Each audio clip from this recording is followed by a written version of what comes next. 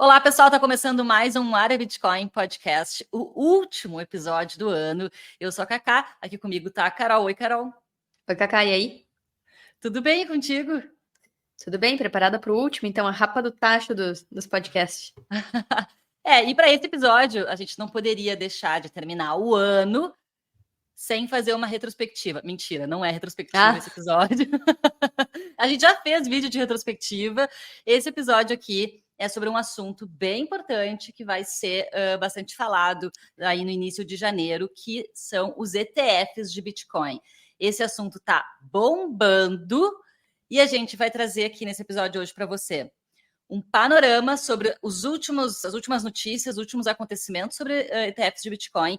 E a gente vai falar sobre um tal do artigo do Arthur Reis, que vocês inundaram nossa caixa de mensagens lá no Instagram e os alunos também no grupo dos alunos lá do Bitcoin Starter, querendo a nossa opinião sobre esse artigo, sobre o que o Arthur Reis falou sobre... na verdade, ele falou que os ETFs podem destruir o Bitcoin. Então, a gente vai fazer uma análise desse artigo aqui e vamos explicar para vocês que história é essa e, enfim, trazer uma opinião sobre isso. Carol, tu queria falar alguma coisa? Sim, antes da gente entrar no assunto, porque o que eu vou falar é totalmente fora, tá? Tu falou de retrospectiva, teve duas coisas que eu esqueci de botar na retrospectiva, que depois eu pensei, nossa, é verdade, faltou muito. Que era a caveira do Satoshi, que o Greenpeace fez uma caveira para dizer que Bitcoin gasta muita energia, e isso parece que faz 5 anos, né? Foi esse ano. Nossa, eu achava que tinha sido no final do ano passado. Pois é, também. Então. Foi esse ano. Olha como passa rápido, né? Então, essa era uma retrospectiva que faltou de acontecimentos desse ano. E a outra era a história do Rainbow Chart, que eles recauchutaram o Rainbow Chart, né? Então, o modelo que, sei lá, tinha 10 anos, talvez, foi 2014 que foi criado, quase 10 anos. E que até então a galera tava cuidando de Rainbow Chart e esse ano fugiu ali das linhas do arco-íris do modelo e aí tiveram que fazer uma versão 2 porque a versão 1 falhou. Né? Então, acho que esses são os marcos que faltaram na retrospectiva de 2023. Mas bora lá então para o assunto, porque eu sabia que eu ia sair pela tangente. Boa! Bom, se você não assistiu a retrospectiva, vai lá no nosso canal do YouTube, tem retrospectiva 2023/tendências para 2024. Então tá bem legal esse vídeo para você aí fazer um fechamento do ano e já se preparar para 2024. E esse episódio aqui, como eu estava comentando, é também uma preparação para 2024, até porque logo mais deve vir aí as aprovações dos ETFs de Bitcoin. Então, se você ainda não está por dentro do que está acontecendo, aliás, não tem como estar por dentro o tempo todo, né, Carol? Porque é notícia atrás de notícia. A gente já fez alguns episódios aqui na área Bitcoin sobre ETFs, a gente vem falando sobre ETFs já nos últimos 6 meses, só que não param de sair atualizações sobre isso. Então, hoje a gente vai trazer aqui as últimas notícias sobre os ETFs de Bitcoin. Carol, vamos começar fazendo um panorama, então, sobre isso. Quais são as últimas coisas que a gente pode trazer aqui? Eu tenho notado que saiu recentemente um acordo entre algumas gestoras e a SEC nos Estados Unidos que só vai poder comprar ETF em dinheiro. Que história é essa? É isso mesmo? Sim, eles estão em reunião atrás de reunião, né? Eu acho que lá início de dezembro, até metade de dezembro, era a cada 3 dias tinha alguma gestora que estava em reunião com a SEC, né? E a sensação que dá é que a SEC não dá as diretrizes de como que eles querem que seja esse ETF, quais são as regras. As gestoras estão meio que tateando, ajusta um pouquinho, vai lá, mostra para a SEC, ajusta outro pouquinho, vai lá, mostra para a SEC, e eles nunca aprovam. E aí isso tudo se intensificou agora esse mês de dezembro, e as últimas mudanças, então a galera começa a ver o que a SEC quer de verdade, a partir das mudanças que as gestoras estão fazendo, né, e que começa a aparecer nos pedidos de ETF. E essa última mudança é o que tu tá falando, Cacá, que não poderia se comprar cotas do ETF com nada que não seja dinheiro, né? Dinheiro pode ser uma transferência de dólares lá para a gestora, mas não pode ser com o Bitcoin, por exemplo. Então a pessoa manda para o endereço da gestora, sei lá, da BlackRock, que lançou o ETF. Então não poderia mandar em espécie Bitcoin para BlackRock e pegar cotas do ETF, né, por ter entregue os BTC para ela, porque a SEC quer ter controle, ou seja, deixa tudo dentro do sistema Fiat. Então, se tu vai... Deixa eu só voltar um pouquinho nessa história. Carol, uma dúvida com relação a isso que tu falou. Tu comentou que não pode comprar, enviar Bitcoin para a gestora do fundo em troca de papéis em Bitcoin. Primeiro que eu acho que isso não faria muito sentido uma pessoa fazer, né? Eu não entendo por que alguém faria isso, enviaria Bitcoin em troca. Agora, isso é um ponto. O outro ponto é, eu entendo que, por exemplo, alguém queira trocar Ethereum por esses papéis, ou outras ações, outros títulos por esses papéis. É isso que a SEC quer que não aconteça. Eu acho que eles estão mais focados em não sair do sistema fiat, manter rastreável, né? Porque o que eles estão alegando? Imagina que alguém, sei lá, lavou dinheiro, cometeu algum crime e recebeu o Bitcoin por aquele crime, e agora tá trocando por ETF, ou seja, a Grayscale tá recebendo Bitcoin que foi usado para algo ilícito. Essa é a justificativa, tá? Mas, no fundo, como tudo, é controle. É não permitir que as pessoas e que as gestoras negociem por fora do sistema Fiat, fora dos rails, né, dos trilhos Fiat. Ainda mais com o CBDC. Com o CBDC eles vão conseguir rastrear tudo. E daí tem outro fator. As exchanges, elas vão ser as custodiantes dos Bitcoin dessas gestoras, de grande parte delas, né? Não de todas. Mas a Coinbase, por exemplo, ela vai ser a custodiante da BlackRock, se não me engano, da Fidelity também, e da Grayscale, que também quer transformar o seu fundo num ETF. Então, olha, esse movimento também é interessante. A Grayscale, que já tinha um fundo de Bitcoin, está correndo para ajustar seus papéis ali, a parte burocrática, e converter o fundo, que é no fundo normal, em um ETF listado em bolsa. Então, essa correria que está acontecendo, né? As gestoras tentando ajustar e fazendo várias reuniões para ver se aprovação. E aí a data que, né, os rumores que aparecem pelo Twitter é que vai ser entre o dia 9 e 10 de janeiro. Ou seja, logo aí. Por isso essa correria. Porque quando expira... Desculpa. Porque quando expira os ETFs mais antigos. Então, tem um prazo que a SEC pode postergar a aprovação, pode postergar até desde o ano passado postergando, se não me engano, lá por março, abril. E o último prazo, a última data do mais antigo é agora em janeiro. E por isso essa correria. Inclusive, não sei se tu viu, Cacá, vários dessas gestoras que vão lançar ETFs estão colocando já propaganda na rua. Já saiu eu ia falar sobre isso! Exatamente. Puxa, então.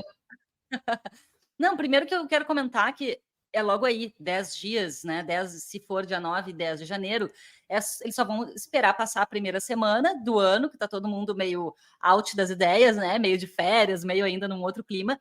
E logo na sequência, na segunda semana, existe essa expectativa que eles aprovem esse ETF. Ou seja, o ano já começa fervendo para o Bitcoin, né? Fervendo. E aí, eu queria entender e trocar essa ideia contigo, Carol. Por que tu acha que eles estão querendo fazer essa aprovação logo agora em janeiro? Porque a gente tem halving aí pela frente, aí em abril, que é um evento super importante para o Bitcoin. Tá todo mundo também com expectativa para esse evento. Por que eles não esperaram o halving passar, será, hein? Porque esperaram tanto tempo. Eles já estão há 1 ano nessa função, nessa ladainha de aprova, não aprova, vai ter ETF, não vai ter ETF. Por que justo agora, na prévia do halving, assim, eles resolvem aprovar esses ETFs? Tu já tá dando a resposta, né, Cacá? O halving é um belo argumento de venda desses ETFs, né, de propaganda, de atrair investidores, né, para comprar os papéis da Grayscale. Então, se eles não conseguirem aprovação agora em janeiro, eles vão ter que entrar com o pedido todo de novo. Talvez a SEC postergue mais 1 ano, eles vão perder o fato importante no Bitcoin, que é justamente o halving, que aumenta a escassez. E talvez toda uma subida, né? E toda uma subida, que daí justamente justificaria para os seus investidores ter o ETF na mão, né, para que eles possam se expor justamente antes do halving.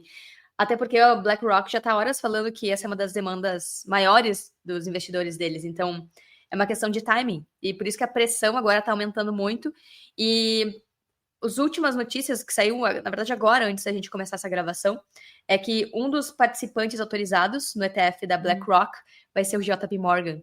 JP Morgan, bancão que o Jamie Dimon é CEO, ele que tem falado até, sei lá, 1 mês atrás, que Bitcoin é o ouro do tolo, que é fraude, que é índice de lavagem de dinheiro, que ele não acredita. Então ele fala uma coisa, mas o banco dele faz outra, né?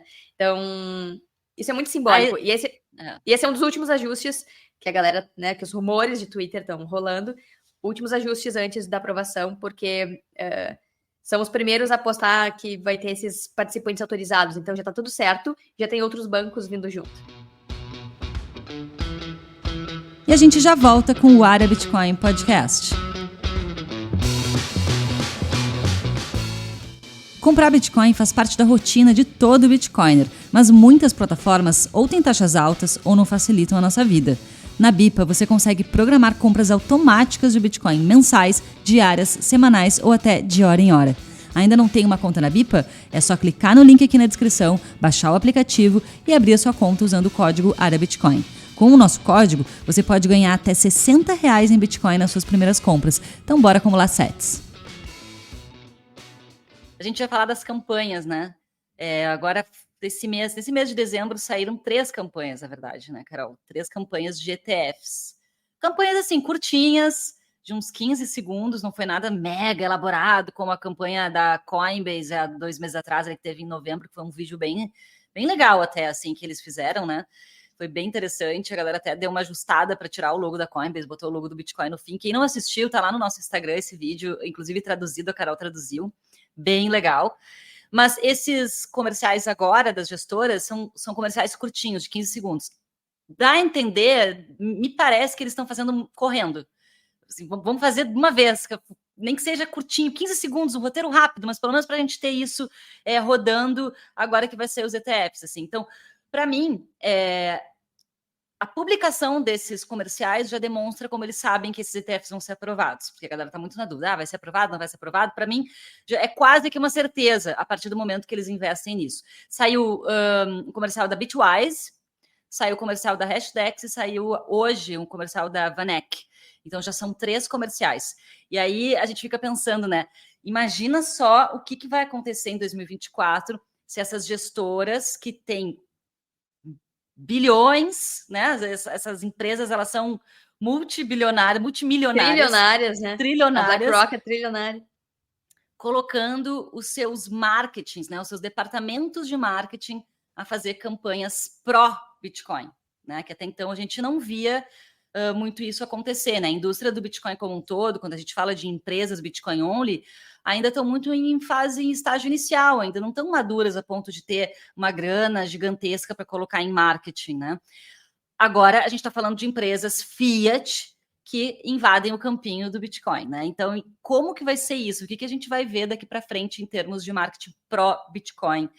Campanhas com equipes especializadas, injetando dinheiro no marketing, né? Pegando publicitários renomados para fazer campanhas.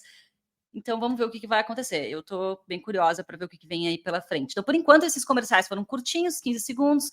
Não foi nada empolgante, a meu ver, foram umas coisas mais simples, assim, mas já dá para ver o quanto essa galera já está de olho e preparando campanhas, anúncios para falar dos seus ETFs de Bitcoin.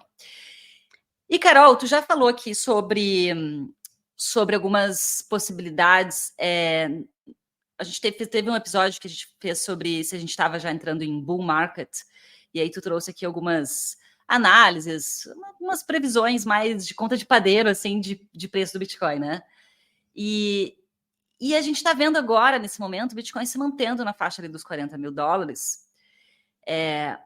Mas será que pode acontecer um sell the news, hein? Será que essa expectativa toda que está acontecendo ao redor dos ETFs, daqui a pouco, por mais que eles aprovem, será que o preço já está, esses ETFs já estão precificados? Ou isso, de repente, ali no início de janeiro, o Bitcoin pode cair, assim, o preço? O que tu acha? É difícil saber o que vai acontecer, né? Porque são forças opostas. Pode sim ter alguma pressão vendedora, sell the news, né? Tipo, antes do dia 9, 10, a galera começar a vender. Mas, por outro lado, existe muita liquidez estacionada esperando a aprovação desses papéis para poder comprar de fato, né? Então, eu acho que tem mais grana estacionada esperando esse momento do que dinheiro estacionado, Bitcoin estacionado para ser vendido. Porque se a gente for analisar ali os dados on-chain, mais de 70% do supply do Bitcoin está na mão de long-term hodlers, que é a galera que segura por longo prazo, né? E são pessoas que só vão vender se Bitcoin subir. Se tiver nessa faixa, $40 mil e cair, essa galera vai segurar de boa e, pelo contrário, vai continuar comprando.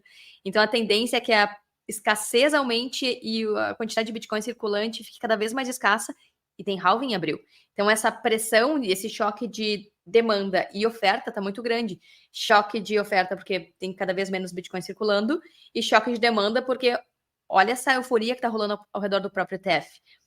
No ciclo... a gente está ainda no ciclo que eu vou falar, mas eu já falar ciclo passado em relação à alta de 2021, porque para mim, a gente está às vésperas do próximo ciclo do quarto halving, né? Mas nesse ciclo da alta de 2021, a galera institucional foi muito para cripto e menos para Bitcoin. Então, a gente está vendo agora um burburinho e uma euforia de novo voltar para o Bitcoin.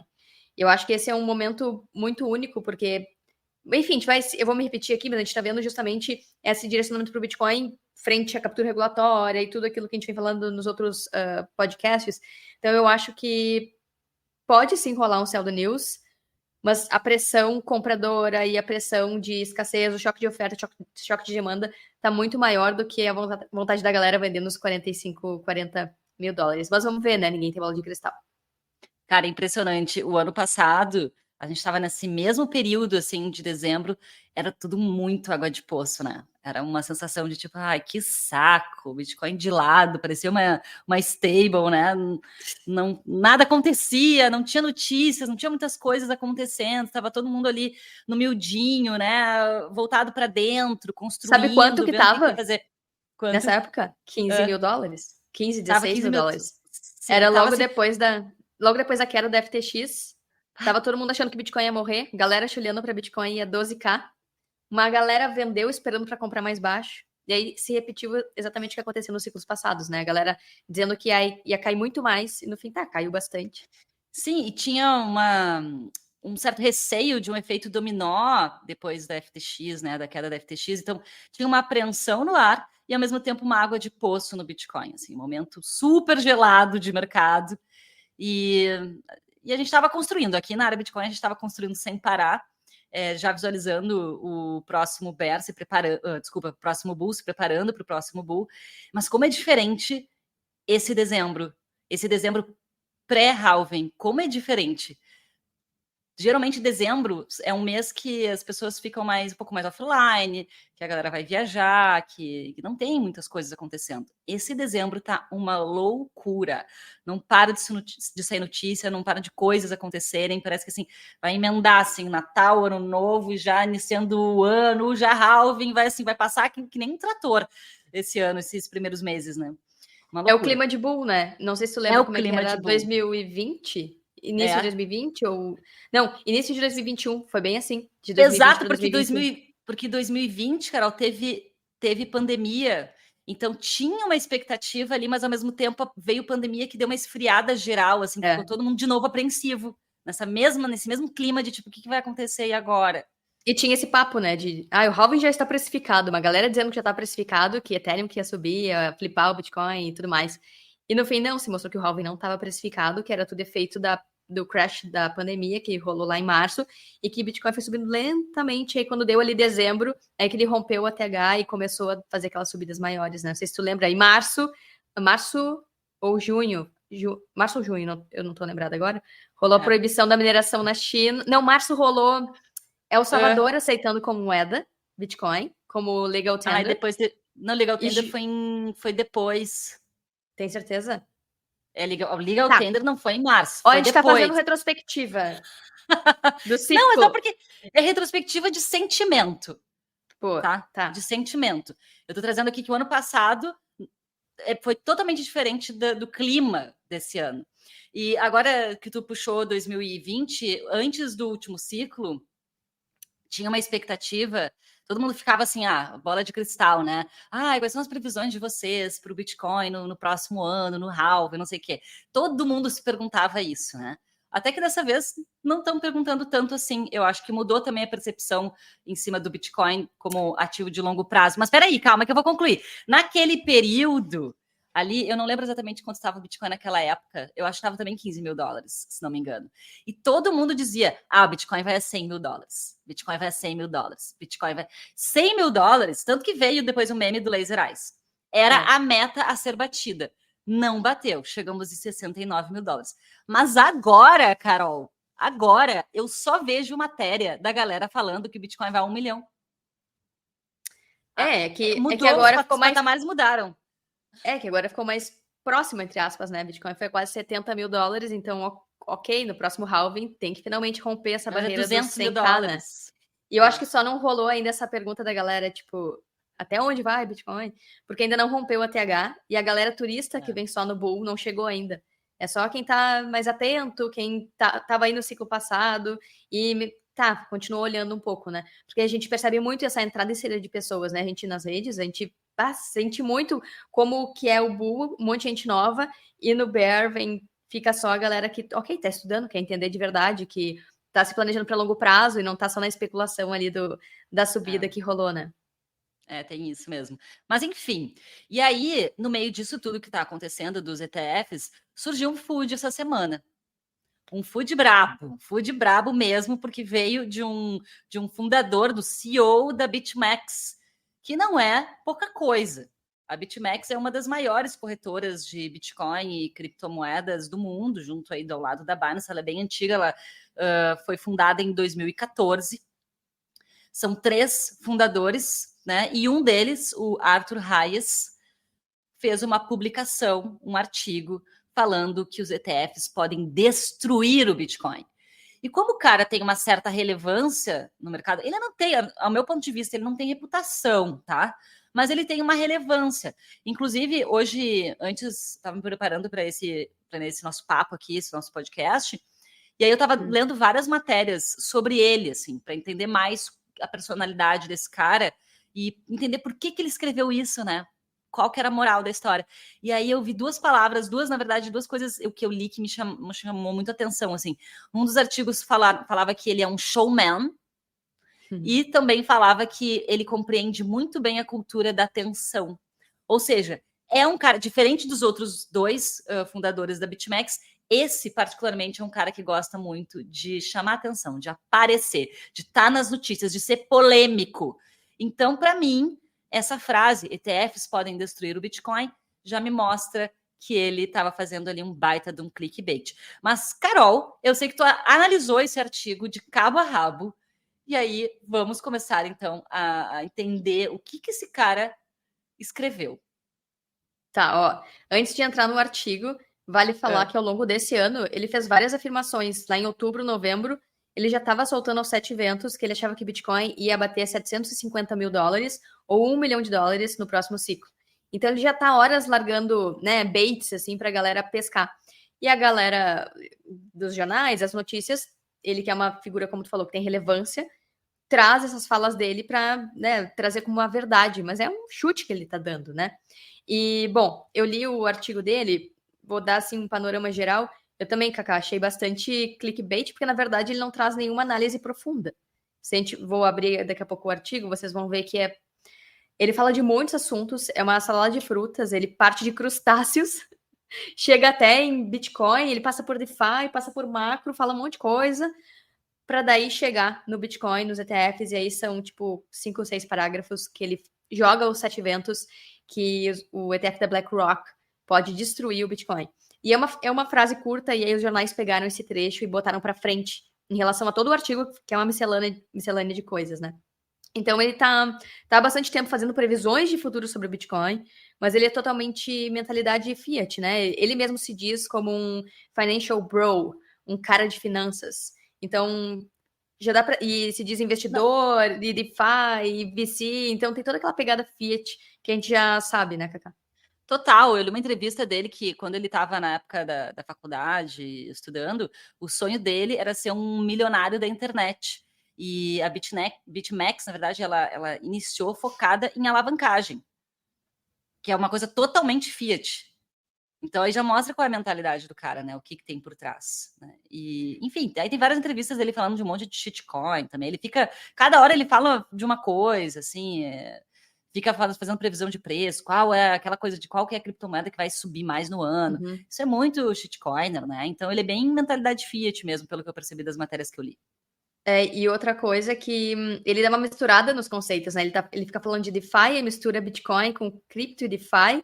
Aí ele fala que o mercado cripto ainda é minúsculo, mas aí ele tá falando sobre Bitcoin, então ele faz um affinity scan, assim, sabe? Para pasteurizar e deixar tudo na mesma categoria, que é o que a galera de exchange, a maioria que tem token, criptomoeda faz, força a barra para botar Bitcoin e cripto no mesmo patamar, quando a gente sabe que todas, né? Só Bitcoin de fato é descentralizado e o restante é muito mais parecido com uma ação de uma empresa do que um ativo realmente descentralizado, uma rede realmente descentralizada. Então dá para sacar bem ali no texto dele, ele fazendo esse affinity scan. Então vou compartilhar aqui para mostrar o artigo rapidinho. Deixa eu mostrar aqui a tela.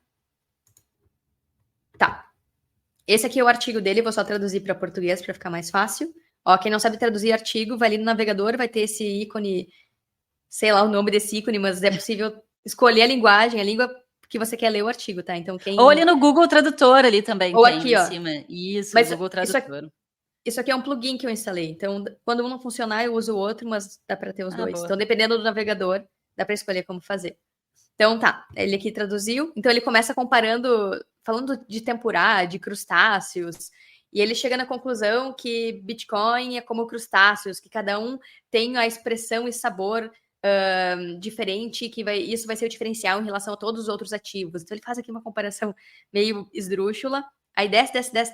Tudo isso para falar como o Bitcoin se destaca em relação a outros ativos. Então, ele pegou esse gráfico aqui, ele mostrou como o Bitcoin, e descontou do preço do Bitcoin, que é a linha em branca, o balance sheet, o balanço do Banco Central americano. Que, na verdade, quando o Banco Central americano ele imprime dinheiro e troca por ativos. Então, quanto mais ativos no balanço do Banco Central, mais ele imprimiu para ter esses ativos. Então, seria um proxy,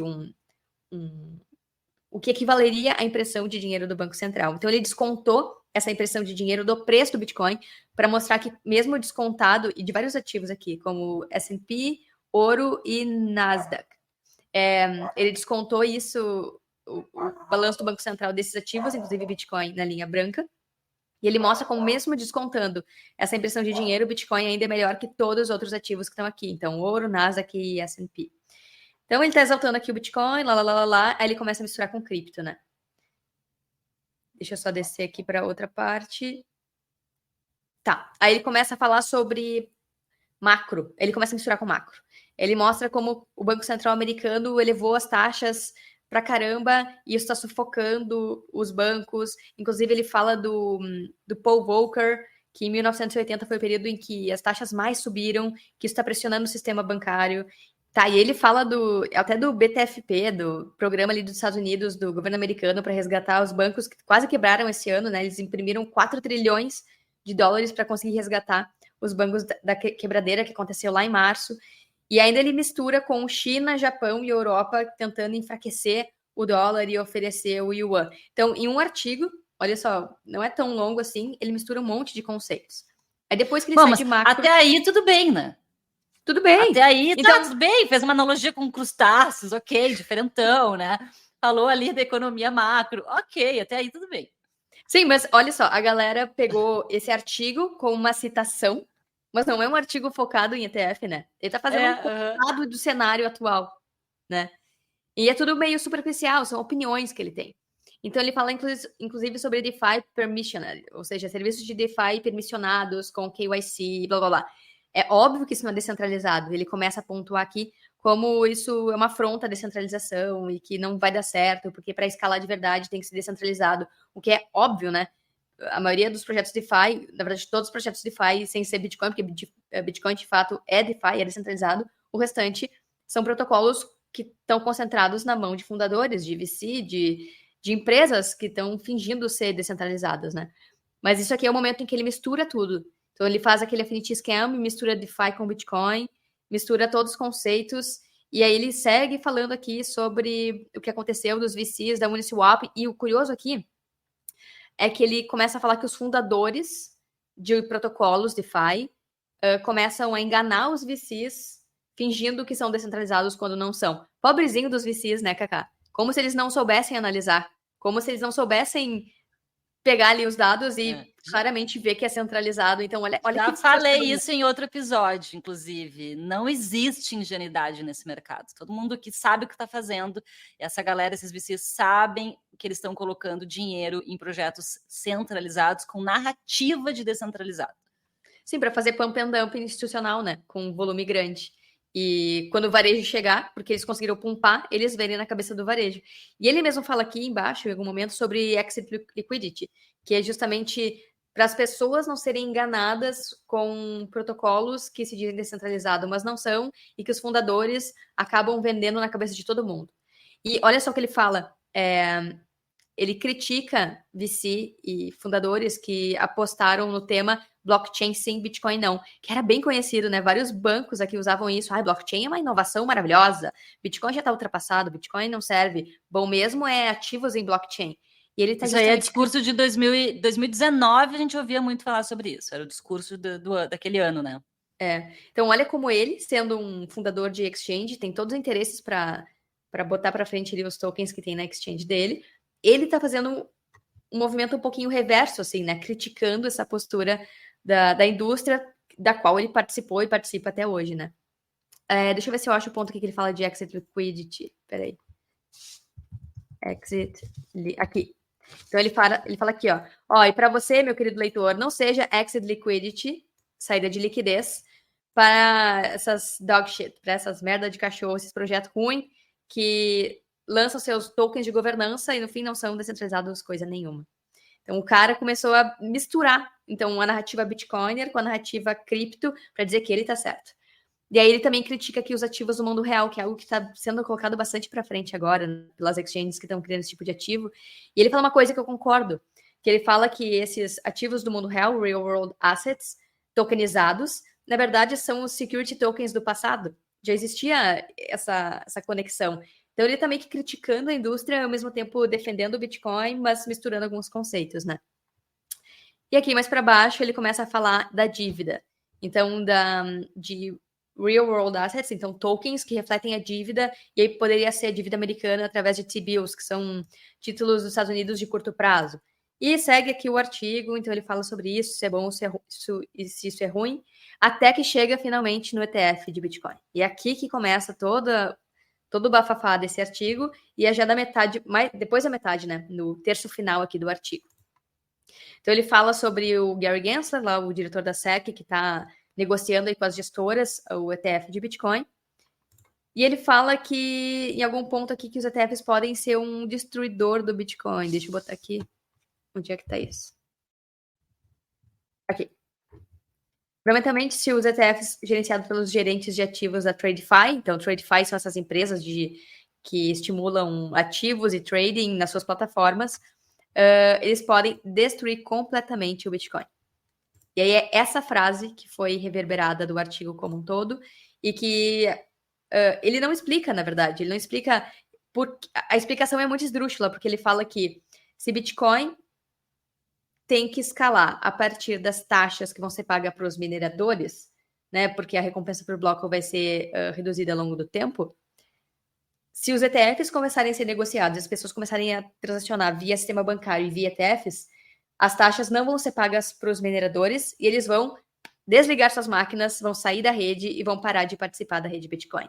Sim, ele traça um cenário como se todo mundo, a partir de agora, como se a BlackRock, essas gestoras, fossem dominar o mercado a ponto de todo mundo, a partir de agora, começar a comprar Bitcoin através de papéis, através de ETFs, e não mais através de P2P, de corretoras, né? E como se o mercado fosse mudar completamente a ponto da mineração se tornar irrelevante ou desnecessária, ou cair em desuso, ou não ter mais processamento de Bitcoin na blockchain, e sim a BlackRock tendo todos os Bitcoins do mundo para si.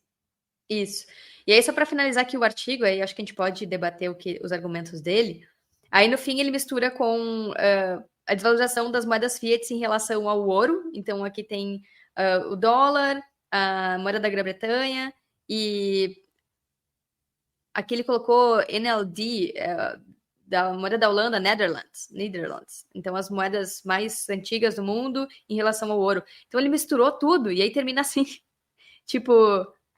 é uma salada de frutas, sabe? Ele não fez nenhum argumento plausível, real, de que o ETF vai, de fato, acabar com o Bitcoin, sabe?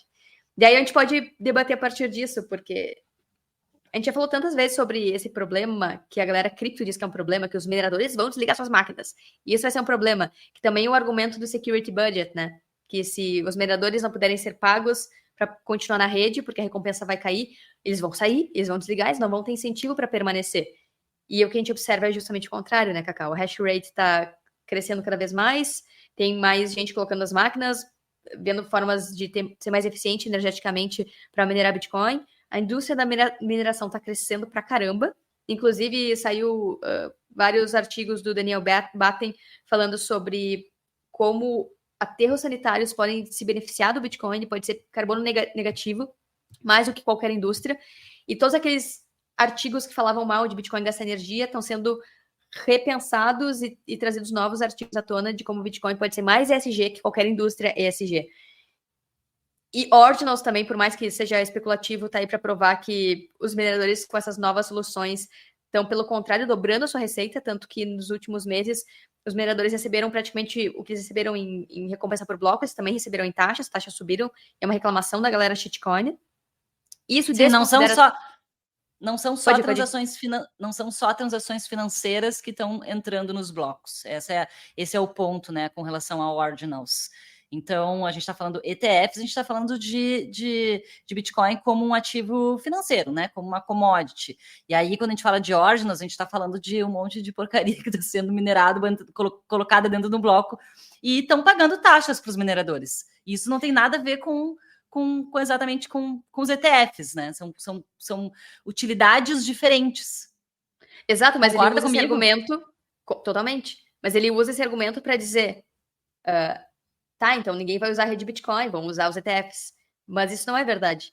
Porque, enfim, voltando, só fechando, amarrando o que tu falou antes, os mineradores, eles não são pagos por transação, eles são pagos por espaço de bloco. Ou seja, não importa se tu vai registrar um ordinal ali ou tu vai registrar uma transação, o que conta é o espaço no bloco que aquela operação ocupa, sabe? E mesmo ordinals é uma transação, mas é uma transação com valor baixo, porque eles estão pagando mais pelo espaço do bloco que aquela operação está ocupando, né? E esse argumento dele totalmente desconsidera essas novas coisas que estão surgindo no Bitcoin e as camadas, porque o Bitcoin vai escalar em camadas, né? Não vai ser a história multi-chain como a galera quer nas criptos, mas Bitcoin vai evoluir como a internet evoluiu, através de empilhamento de protocolos. Ou seja, protocolo TCP/IP, protocolo de e-mail e vários outros protocolos um em cima do outro, formando esse... A Lisa fala muito sobre... A Lisa Neigert, né, que a gente tem um workshop com ela sobre multisigs sociais, sobre um bolo em camadas. Então, o Bitcoin vai evoluir com essas camadas de protocolos juntas, que um se conecta no outro e vai trazendo soluções. Então, quando ele fala isso, ele desconsidera drive chains, ele desconsidera sidechains, ele desconsidera Lightning. E todas essas soluções, elas se acoplam na blockchain através de transações multisig, por exemplo, né? Para você abrir um canal de Lightning, você tem que fazer uma transação multisig. Então, por mais que não seja uma transação single sig de uma pessoa para outra, essas outras transações mais complexas, elas destravam um mundo de operações que vão ocupar espaço no bloco. Fechamento e abertura de canal, o próprio FEDAI, que é um outro protocolo que se conecta à rede Bitcoin, que também é feito via transações multisig. Então, ele está desconsiderando toda a estrutura que vai ser criada em cima do Bitcoin, de camadas de L1, L2, L3. E aí, me vem à mente que talvez ele esteja com medo da BlackRock, porque, na verdade, as pessoas vão começar a comprar o ETF e não o Bitcoin na BitMEX. E ele começa a atacar o Bitcoin e atacar a segurança do Bitcoin por tabela para tentar... Também por tabela atacar o ETF, sabe? É uma coisa meio doida o argumento que ele usa. Eu nem sei o que é que ele quer. Eu acho que ele quer aparecer mesmo. Ele soltou, né? Eu acho que ele quer aparecer mesmo. Porque o cara já tá multibilionário, sabe? Ele não teria nem por que ficar choramingando que ele não vai ser a corretora custodiante desses bitcoins dos fundos, né? Que provavelmente vai ser a Coinbase. Ele poderia estar mimimi com isso, do tipo, a gente que tá... Ó, o John e o Max também doidos aqui latindo. Ele podia estar chateado com isso, né? Tipo, vai ser a Coinbase e a BitMEX é maior e a gente quer fazer isso. Mas não tem... Nem esse argumento faz sentido, porque o que o cara quer mais, né? Sei lá. Bom, mas enfim, aí vai da missão de cada um. Mas eu acho que é mais no sentido de aparecer mesmo. Porque ele é um cara que, como tu falou, esse ano deu vários depoimentos, ele saiu bastante nas notícias, e não é um cara, assim, com nome muito famoso, como o CZ, por exemplo. No meio, né? Não é um nome tão assim, uau, tu fala Arthur Reis, já sei quem é. Não, a maioria das pessoas não sabe exatamente quem ele é ainda. Mas talvez ele esteja querendo se colocar como uma pessoa relevante, colocar o seu nome nas mídias, né? Nos jornais, nas notícias, talvez para se tornar uma pessoa mais com nome mais relevante, mais conhecido. Enfim, aí tá fazendo todo esse clickbait. Essa é a minha teoria em cima dessa história toda, tá? E o que eu ia comentar é o seguinte: essa história dos ETFs, para mim também não tem menor cabimento, porque a gente tem que entender qual o perfil, qual é o público, perfil da pessoa que vai comprar ETFs. Qual é o perfil? Para mim, o principal público são empresas, são institucionais, que querem ter um pouco de Bitcoin, entre aspas, porque é um papel, nos seus caixas de forma legal, né? De forma regulada. Para mim, esse é o pensão.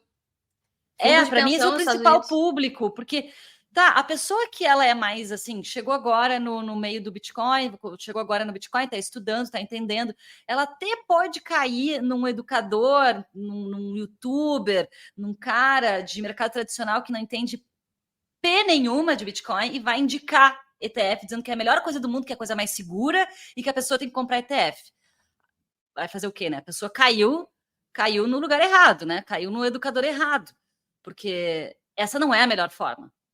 A melhor forma é a pessoa comprar Bitcoin e transferir para sua própria carteira, tendo a posse das suas próprias moedas. Essa é a forma correta de se ter Bitcoin. É assim que você tem certeza de que o Bitcoin é seu e que você tem Bitcoin. Quando você tem ETF, você está comprando um papel que espelha o preço do Bitcoin e você está deixando o seu dinheiro na mão de gestores, da gestora. Então, quem fala que é para você comprar Bitcoin através de ETFs não entende coisa nenhuma de Bitcoin. Não entende coisa nenhuma. É mentalidade Fiat. Está totalmente voltado para o mercado Fiat e não entendeu o Bitcoin. Então, eu acho que é isso. A gente tem que entender o público que vai comprar esses ETFs. Então, só por isso, eu já acho que não é assim que as pessoas vão passar a comprar ETFs e não vão mais comprar Bitcoin diretamente, transacionar de forma P2P. Isso, para mim, está completamente equivocado essa tese dele. Até porque a mineração vai ser uma das poucas formas de ter Bitcoin sem KYC, né?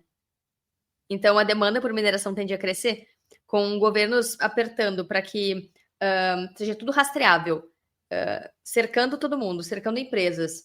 Daqui a pouco, enfim, aqui no Brasil a gente já tem N188, né? Mas lá fora ainda não tem. As pessoas, elas querem ter privacidade também. Elas têm receio que governos autoritários confisquem Bitcoin do ETF, confisquem Bitcoin que tem no banco. Qual que é a grande vantagem do Bitcoin? É você ter soberania, ter o Bitcoin na sua própria carteira. E só é inconfiscável de verdade, e já aconteceu em tantos países, inclusive aqui no Brasil, confisco de ativos, de poupança, só você tendo a posse, você sendo dono de verdade. Quando tá numa exchange, quando tá num ETF, quando tá num banco, não é seu, e que é o que a Cacá tava falando, né? Então, por isso, não adianta querer só rentabilidade, valorização e tudo mais com Bitcoin, e não ter soberania. É como qualquer outro ativo fiat daí. Aí não é Bitcoin de verdade. Talvez o cara tradicional, aquele investidor tradicional de mais idade, que não quer se envolver tanto com toda essa parte de tecnologia, esteja mais disposto também com uma mentalidade completamente fiat. Pensa o cara que investiu a vida inteira em bolsa e tem lá o seu gestor, né, cuidando do patrimônio dele. Talvez esse cara não vai querer comprar ETF de forma direta, não vai querer se envolver e entender como funciona uma carteira, etc e tal. E só um adendo aqui, pessoal, a gente tem vários alunos de 60 mais. Isso que é muito legal, fazendo autocustódia, aprendendo como o Bitcoin funciona de verdade. Então, a idade, ela não é uma limitação, é mais uma questão mental mesmo, assim, que eu estou trazendo, é um cara que tem lá o seu 60 mais, mas que tem a mentalidade Fiat e que está super acomodado na sua vida de investimentos tradicionais e não quer se envolver, não quer fazer autocustódia e ele vai, por conveniência ali, pela forma que ele já conhece, ele vai acabar investindo, colocando o grana dele no ETF de Bitcoin. Mas a gente está aqui justamente, a área Bitcoin está aqui justamente educando as pessoas para que isso aconteça o menos possível, porque os bancos, eles vão vir com tudo. As gestoras vão vir com tudo, os bancos vão vir com tudo. A gente acabou de ver Itaú passando a oferecer Bitcoin para os seus clientes. Eles vão querer custodiar. Isso é óbvio. Né? O Nubank já vende Bitcoin. Tu não consegue tirar lá de dentro, a princípio. Diz eles que vai poder sacar em breve, né? Eu quero só ver. Mas, então, assim, isso vai começar a ser cada vez mais frequente. E os bancos provavelmente vão vir com essa narrativa de deixa com a gente que é mais seguro. Até porque quando você vai sacar grandes volumes do banco, já é um parto, né? Para que tu vai fazer com o teu dinheiro? Fiat, né? Não consegue. Fiat, não é nem Bitcoin. Imagina Bitcoin. Não vai ter como. Não, tu se sente acuado. Parece que tu tá fazendo algo ilegal, que é tirar o teu próprio dinheiro do banco. Fazem 1 milhão de perguntas. Eu lembro que teve um caso de uma seguidora nossa que mora fora do país e ela tinha uma conta aqui no Brasil. Eu lembro que ela mandou um áudio pra gente contando, mas não sei se tu vai lembrar dessa história, Carol, faz uns 2, 3 anos. Ela queria comprar um apartamento fora do país. E aí ela precisava fazer um envio, um SWIFT da conta bancária dela aqui do Brasil, e era coisa de mais de 1 milhão, para a conta bancária dela fora. Então ela ligou para o gerente e pedindo para fazer essa transferência. Ela demorou mais de 1 mês para conseguir fazer a transferência, porque o gerente pedia 1 milhão de comprovantes e fazendo 1000 perguntas, e como ela estava fora, ela não podia ir pessoalmente no banco, pior ainda, né? Porque era por telefone. Então, não queriam liberar o dinheiro dela de jeito nenhum. O dinheiro dela. Sendo que ela tem a senha, todos os acessos, mas para transferir valores altos, não é assim, tem várias travas. O banco diz que é por segurança, mas aí quando tu vai lá e liga para o teu gerente e fala que nem assim consegue sacar o teu dinheiro de forma facilitada. Com a tua mãe aconteceu uma situação parecida, não? Ela, não lembro o valor agora, ela queria sacar para comprar, não sei o que era. E o gerente perguntou 1000 vezes por que ela foi pessoalmente no banco, né? Foi pessoalmente. Eu acho que ela é minha avó, era algo nesse sentido. E ele não queria deixar. Não queria, dizia que o dinheiro estava mais seguro lá, que elas iam perder, que para quem que quer tirar? Ai. Mas é o medo de bank run, né, também. É o medo de... E se todo mundo resolve sacar o seu dinheiro do banco, não vai ter dinheiro de papel para todo mundo, obviamente, né? E o banco vai ficar sem liquidez. Então, existe todo esse constrangimento. É um constrangimento que é feito. Eu, quando fui fechar... Lembra uma época que logo que a gente começou a estudar Bitcoin, eu fiquei revoltada com os bancos e comecei a fechar cartão de crédito, fechar conta em banco, eu não queria mais saber. Então, eu fui fechar a conta num banco, já tinha transferido tudo que eu tinha lá, e a gerente veio me espezinhar. Por que eu queria fechar o banco, a minha conta? Ah, não podia fechar, porque que o banco ele fazia doações, que se eu fechasse a minha conta, eu não ia mais fazer doações. Olha a chantagem emocional. Que eu não ia mais doar para sei lá qual organização que eles doavam. E eu respondi para ela, tá, mas se eu quiser fazer uma doação, eu mesma faço a doação. Eu vou lá e dou na mão da pessoa. Eu não preciso de ninguém para fazer uma doação por mim. E aí, na última cartada, porque eu não gosto de falar de Bitcoin com o banco, porque é sempre torção de nariz. Agora eles vão gostar de falar sobre isso, né? Mas na época, em 2019, era ruim. E eu falei, não quero manter minha conta mesmo, agora eu tô mexendo, eu quero só Bitcoin, só quero saber de Bitcoin. Aí ela ficou dura, assim, tipo, então tá. E aí fechou. Aí deu certo, entendeu? Mas eu dizer a minha vontade não foi o suficiente. E é isso, esse é o ponto. Quando tu não tem soberania, a tua vontade não é feita. Não, sem contar que assim, é difícil tirar o dinheiro de valores altos do banco, é difícil fechar a conta de um banco, e às vezes é difícil até abrir uma conta num banco, porque tu também precisa comprovar 1 milhão de coisas, endereço, 1 milhão de coisas para poder abrir uma conta num banco. Né? Com Bitcoin tu não tem isso. Em 5 minutos tu baixa uma carteira para o celular ou tu compra uma cold wallet e você já é o seu próprio banco, já tem uma conta. Não precisa saber o seu nome, não precisa saber a sua idade, não precisa saber onde que você mora, não precisa saber nada, simplesmente nada. Isso é incrível. E você pode transacionar com o mundo inteiro. Ai, gente, Bitcoin é maravilhoso. Sério, é genial isso. Eu não entendo como que as pessoas ainda falam ou mal do Bitcoin, ou criticam, ou não querem entender sobre isso, não enxergam isso. Eu não consigo entender, porque é muito, muito incrível. Eu acho muito incrível. E isso é o que a internet trouxe, né, também. A gente antes tinha que comprar um jornal, ou a gente não tinha acesso à informação. Agora a gente tem informação na palma da nossa mão de qualquer país, né? E Bitcoin faz isso. Tu tem valor na tua mão, na tua carteira, sem depender de nenhum intermediário. Isso é poderoso, só que é tão disruptivo que a maioria das pessoas não compreende de primeira ou não tem interesse que isso avance. Então, no caso dos bancos, até então, eles não tinham interesse. Como agora eles têm o ETF, eles têm interesse que isso avance, né? E aí, agora tu conseguiu conectar com o nosso assunto, porque a gente foi para outras. Perfeito. Não, mas eu tá só para viajar um pouquinho mais nisso. E eu ia justamente falar sobre viagem. Qualquer pessoa que viaja, gente, qualquer pessoa que viaja consegue entender a importância do Bitcoin, né?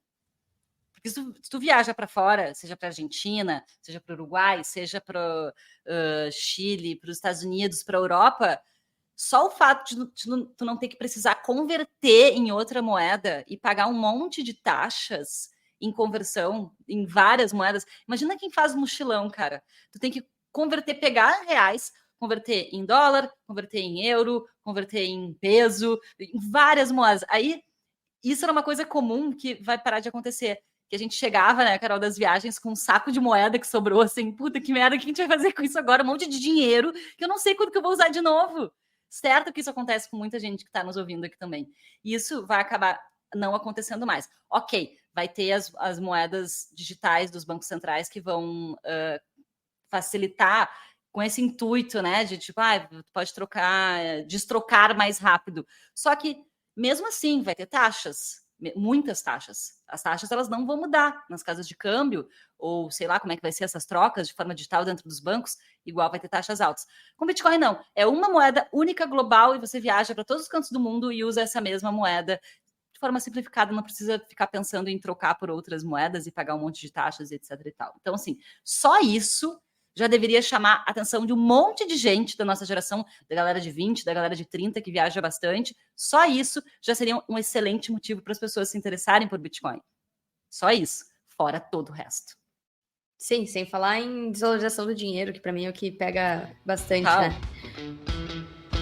E a gente já volta com o Área Bitcoin Podcast.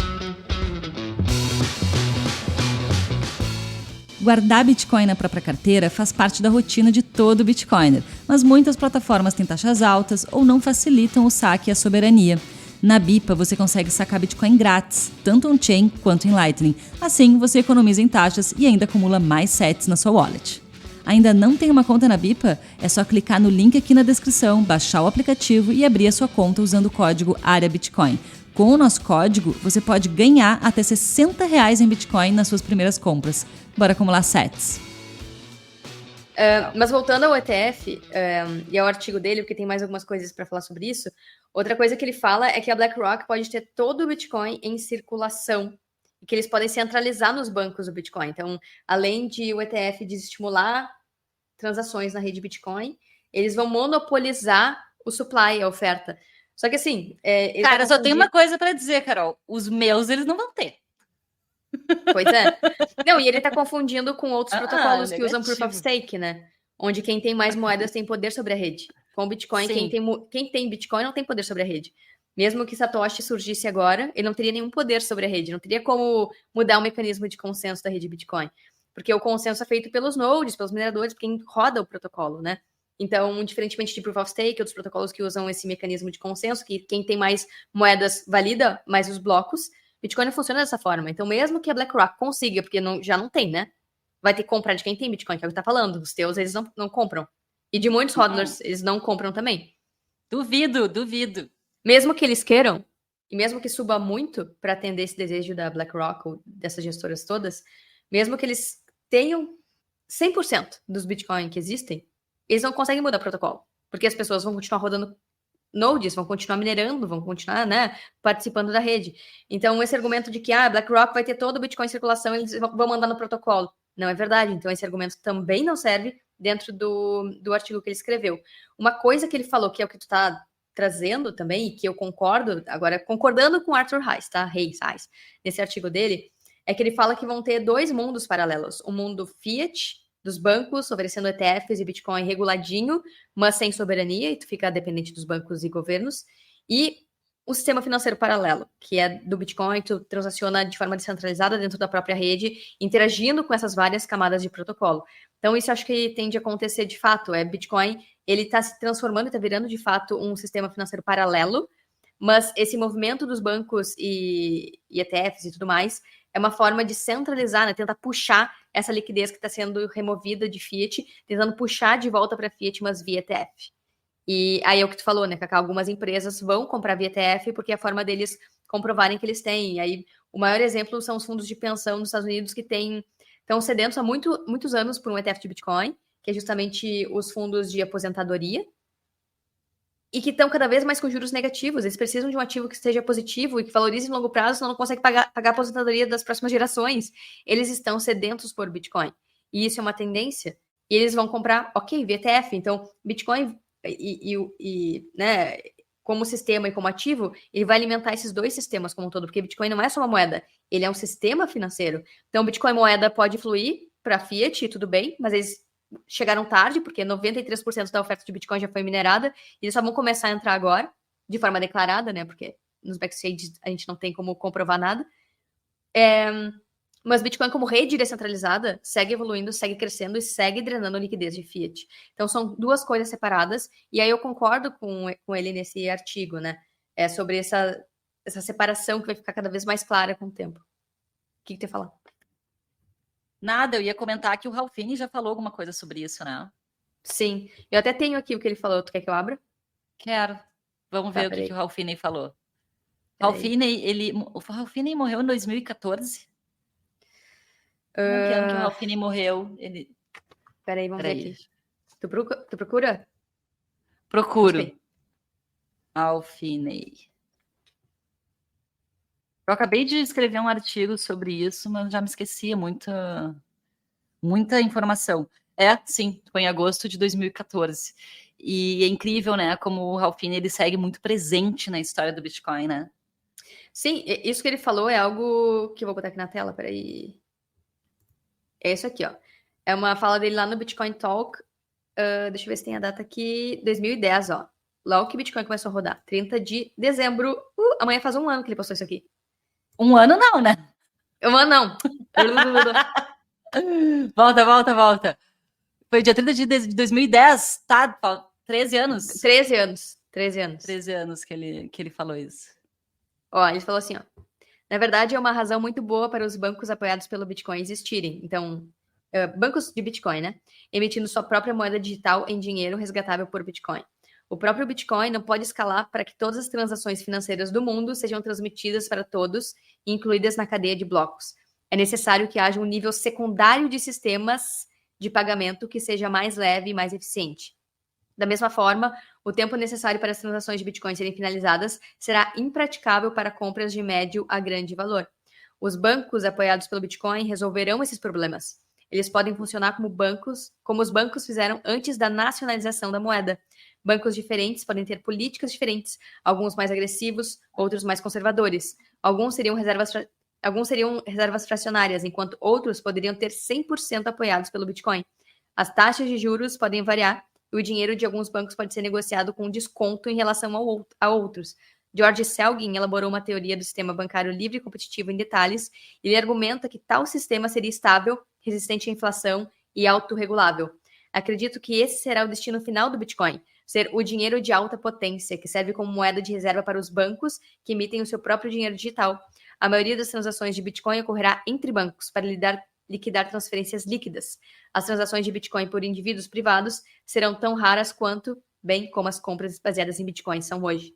Então, lá em 2010, ele já falava que, bom, os bancos vão vir, os bancos vão usar, talvez as pessoas usem muito mais esse sistema, mas igual vão ter sistemas de pagamento. E aí eu acho que entra aquele argumento do bolo em camadas, né? Vão ter várias redes conectadas ao Bitcoin e algumas pessoas vão negociar e vão transacionar via sistema bancário também. E como o Bitcoin tende a ter taxas cada vez maiores e virar a camada 1, camada blockchain, ser um sistema de liquidação, faz sentido o que ele falou sobre as transações de dia a dia irem para outras camadas ou para sistemas de pagamento. Então, olha como lá naquela época... Eu ia comentar, os indivíduos vão continuar transacionando Bitcoin uns com os outros, mas provavelmente em Lightning. E olha como ele fala ali que, tipo, tudo bem, alguns bancos vão ter reserva fracionária, ou seja, vão ter mais papéis de Bitcoin do que Bitcoin nos seus caixas, mas provavelmente esses bancos e papéis, eles vão começar a ter desconto, ou seja, aquele Bitcoin, aquele banco, aquele papel de Bitcoin, na verdade, ele vai ter um valor menor que os outros, porque estão diluindo, né? Estão fazendo reserva fracionária, estão emitindo mais ETF do que tem Bitcoin nas wallets desses custodiantes. Então, assim, concordo com o Ralphine, eu acho que a gente vai ter uma mistureba aí de sistemas se intercalando e as pessoas vão usar Bitcoin de várias formas. Eu acho que isso não vai matar o Bitcoin, pelo contrário, vai trazer toda uma demanda que até então não existia. Não existia no sentido que não tinha como acessar. O fundo de pensão, no exemplo anterior, não tinha como guardar Bitcoin, não queria guardar Bitcoin em espécie, né, na sua própria wallet, mas via um ETF, é muito mais fácil para eles como prestador de serviço para os aposentados. Então, comprovar que, ó, a gente tem Bitcoin, tá aqui o ETF, então a tua aposentadoria também tem esse ativo ali dentro do portfólio, né, do fundo de pensão. E eu acho que é por aí. Muito bom, é por aí.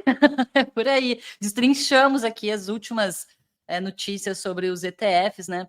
E, Carol, o que tu diz aí para a galera, nossos seguidores, para nossa audiência, nosso público, os bitcoiners que estão aqui com a gente? O que tu deseja para a galera aí no ano que vem? Eu vou trazer aqui uma opinião sobre esse artigo que eu acho que serve pro ano inteiro, porque ano de bull é muita informação, é guerra de narrativa, e é necessário filtrar, sabe, o que está sendo dito. Então, o que eu tinha anotado aqui para falar sobre o artigo era que as pessoas, né, a gente, não deveria levar tão a sério a opinião alheia. Então, a opinião do Arthur Hayes é a opinião dele. Todo mundo emite opinião sobre Bitcoin. Para bem, para mal, bom e ruim, que vai morrer, que vai ser infinito, que tudo mais. Então, acho que o importante é estudar o Bitcoin, manter os pés no chão, para não ser afetado, não sair em desespero, ou na FOMO de comprar, né, enlouquecidamente, sem existir amanhã e depois ter que vender porque teve imprevisto. Também isso é ruim. Então, não levar a opinião como se fosse uma verdade absoluta. Então, estuda o Bitcoin, põe os pés no chão, principalmente ver o que aconteceu nos ciclos passados. Isso ensina muito. E acho que é isso. Para 2024, olhar para os ciclos do passado para se preparar para esse é o início de tudo, o principal fator. E tu, Cacá, o que tu diria para a galera? Bom, primeiro eu quero agradecer a todo mundo que nos acompanhou esse ano, que vem acompanhando a área Bitcoin, acompanhando o nosso trabalho. Espero que esse ano de 2023 tenha ajudado vocês, esse período de bear, né? Vocês tenham segurado aí firme os satoshis de vocês, que a gente tenha contribuído para vocês segurarem, continuar mãos de diamante. E, enfim, eu quero agradecer muito todo o apoio da galera que nos acompanha aqui. A gente está bem empolgadas para 2024, preparando muitas coisas novas, muito conteúdo para vocês enfim, atualizações de conteúdos também. Enfim, a nossa equipe aqui está a 1000, mas principalmente eu quero desejar duas coisas bem importantes. Primeiro, saúde para todo mundo que nos acompanha aqui, muita saúde para continuar acompanhando aí a bitcoinização, acompanhando para onde que o Bitcoin vai. E segundo, aguentar a volatilidade. Aguentar a volatilidade, aguenta o coração, né? Dizia Como é que era aquele cara Vai ser nos 90. jogos do futebol? Já esqueci o nome dele. Já esqueci o nome dele. O narrador aquele. E segunda coisa, satoshis, muitos satoshis na carteira. Esses meus dois desejos para vocês. Primeiro, um agradecimento. Obrigada por tudo, por nos acompanharem, por nos aguentarem aqui nessas redes sociais. Saúde, muita saúde e muitos satoshis em 2024. E que a gente continue junto, né? Óbvio. Boa. Então é isso aí. Cacá mandou uma mensagem bonitinha, foi a mensagem mais literal aqui do artigo. Feliz 2024 para todo mundo e a gente se vê, né, ano que vem. Isso aí. Valeu, pessoal. Beijão. Boas festas aí para todo mundo.